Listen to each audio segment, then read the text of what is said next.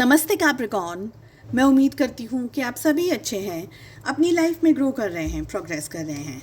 Sending you lots of prayers and best wishes from my side.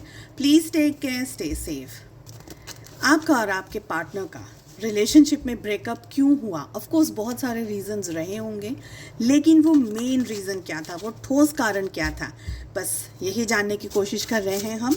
यहाँ पर मैंने 4 questions को प्लेस किया है आपको ज़्यादा क्लैरिटी देने के लिए।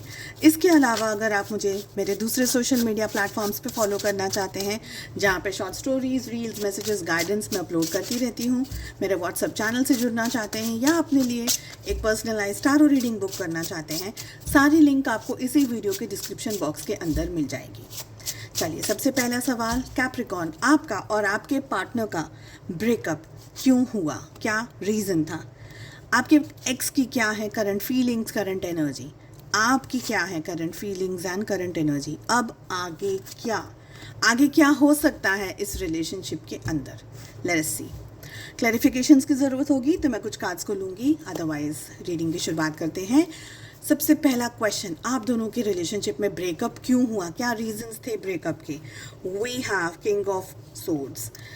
देखिए, एक रीज़न ये हो सकता है कि आप दोनों के पेरेंट्स, स्पेशली मुझे फादर की एनर्जी आ रही है, ओके, जिन्होंने रिलेशनशिप में शादी के लिए हाँ नहीं कही, या आप दोनों का कास्ट अलग थी, ठीक है, कोई ऐसी बात जिसका इंतज़ार हम करते हैं, जिसके लिए हम खुश होते हैं कि यार पेरेंट्स से बात करेंगे, पेरेंट्स हाँ बोलेंगे तो रिलेशनशिप में 4 चांद लग जाएंगे, मैरिज में 4 चांद लग जाएंगे।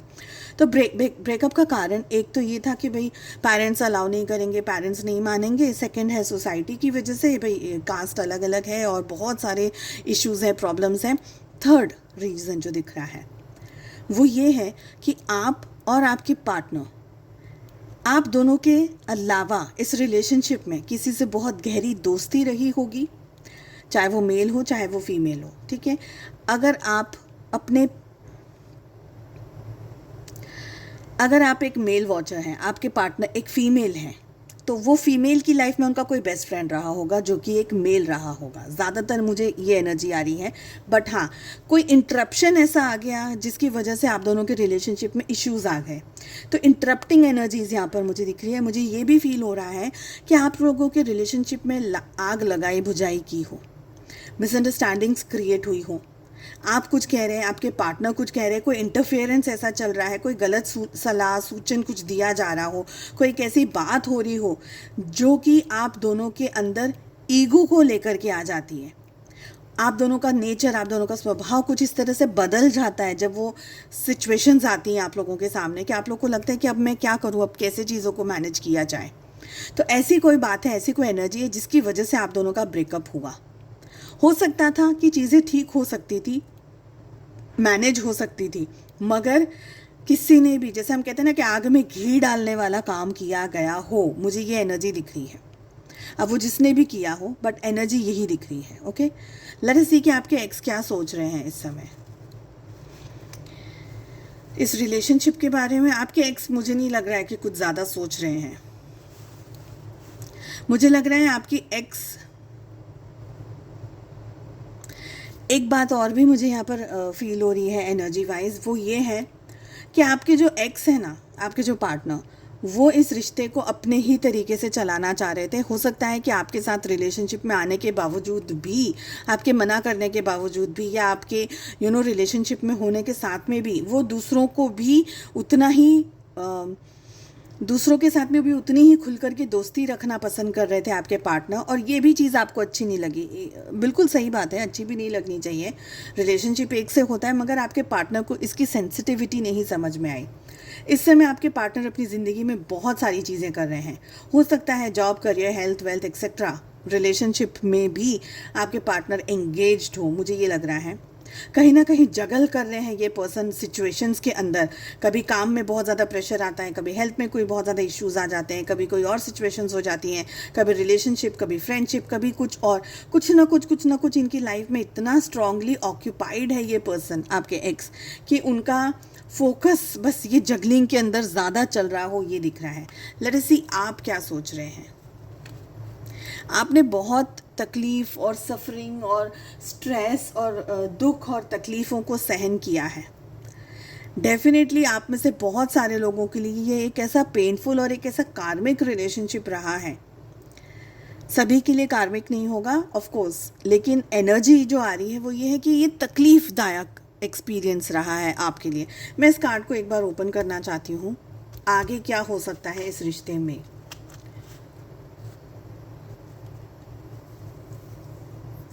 We have 8 of pentacles.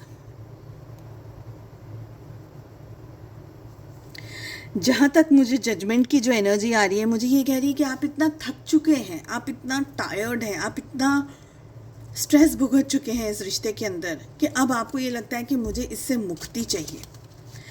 मुझे नहीं लग रहा कि आप इस रिलेशनशिप में मेहनत करना चाहेंगे।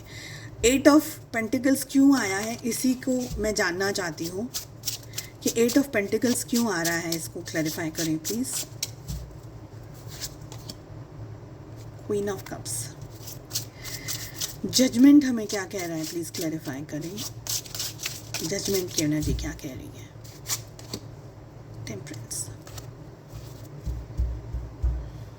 ओके, देखिए 2 सिचुएशंस आ गई हैं अब। फर्स्ट सिचुएशन, आप में से बहुत सारे लोग ऐसे हैं जो ये रिश्ता, ये पर्सन को अब अपनी लाइफ में नहीं चाहेंगे। दूसरे लोग हैं, वो लोग इस रिलेशनशिप को अब भी परस्यू करना चाहेंगे, अब भी इस पर्सन को अपनी लाइफ में पाना चाहते हैं। ओके, पाना इसलिए चाहते हैं, ये आपका कार्मिक रिलेशनशिप है, ज़्यादातर कार्मिक रिलेशनशिप है जहाँ पर आपका बहुत सारा लेना देना, चाहे वो स्ट्रेस हो, चाहे वो तकलीफ़ हो, आपने दिया, आपने सहा, आपने लिया, आपने दिया भी है और लिया भी है। इन शॉर्ट अगर मैं कहूँ तो आप आगे इस रिलेशनशिप में सिचुएशंस मुझे सुधरती हुई दिख रही हैं सभी के लिए। इस रिश्ते पे मेहनत होती हुई दिख रही है, इस रिश्ते पे काम होता हुआ दिख रहा है, इस रिलेशनशिप में लव दिख रहा है, इस रिश्ते में प्यार, मोहब्बत, इमोशनल बॉन्डिंग जो पहले नहीं थी वो आने वाले समय में मुझे दिख रही है। ज़्यादातर उन लोगों के लिए ये एनर्जी है जो ये रिश्ता वाकई में चाहते हैं और जो इस रिश्ते पे सच में मेहनत करना चाहते हैं। बट मैं यही कहूँगी कि ताली हमेशा 2 हाथ से बजती है, तो अगर आपके पार्टनर इनपुट दे तब आप इस रिश्ते के बारे में कुछ सोचें। एक ही हाथ से एक ही बार जो आपने पहले सहन कर लिया, जो बहुत कुछ आपने देख लिया, उस एनर्जी में वापस मत जाइएगा। तो respect your self. Somewhere I actually feel, जो मुझे ये फीलिंग आ रही है, बिकॉज जजमेंट मेरा बार बार अट्रैक्ट कर रहा है, मुझे ये जजमेंट का कार्ड बहुत ज़्यादा अट्रैक्ट कर रहा है और इसके जजमेंट के सामने सारे कार्ड्स की एनर्जी मुझे बहुत लो फ्रिक्वेंसी में मुझे रिसीव हो रही है। तो मैं जजमेंट को और ज़्यादा समझना चाह रही हूँ, इस एनर्जी को और ज़्यादा समझना चाह रही हूँ। ऐसा भी हो सकता है कि आप में से कुछ लोग ऐसे हैं जो इस पर्सन को पाना चाहते हैं फिर से। टेम्परेंस तो ठीक है, लेकिन जजमेंट भी मुझे यही इंडिकेट कर रहा है। समवेयर कुछ एक ऐसी एनर्जी मुझे आ रही है कि आप एक्चुअली में दुआ कर रहे हैं, आप एक्चुअली में मांग रहे हैं ईश्वर से इस पर्सन को, पर हंसता खेलता हुआ ये व्यक्ति आपकी लाइफ में वापस आए। आप ट्रॉमा नहीं चाहते हैं फिर से। उसके लिए शायद आपको फिर से मेहनत करनी होगी, तो आप एग्रीड हैं, आप मेहनत करने को तैयार हैं, आप इस रिश्ते पर जान लगाने को फिर से एक बार तैयार हैं। ये मुझे एनर्जी सारी रिसीव हो रही है। ठीक है, सो आई होप आपको ये रीडिंग पसंद आई। प्लीज़ कमेंट करके ज़रूर से बताइएगा, क्योंकि कुछ एनर्जीज ऐसी होती हैं जो बहुत ज़्यादा अट्रैक्ट करती है, बहुत ज़्यादा वो पुल करता है। जैसे जजमेंट, मुझे बहुत ज़्यादा खिंचाव महसूस हो रहा था इस कार्ड के पीछे। ज़रूर कमेंट करके बताइएगा आपको क्या एनर्जी आ रही है और आपको क्या ये रीडिंग से महसूस हो रहा है, यार ये रीडिंग कैसी लगी आपको। उम्मीद करती हूँ आपको रीडिंग पसंद आई होगी। I wish you all the very best. हम मिलते हैं अगली रीडिंग में। अपना बहुत ज़्यादा ध्यान रखिएगा। Take care, bye bye.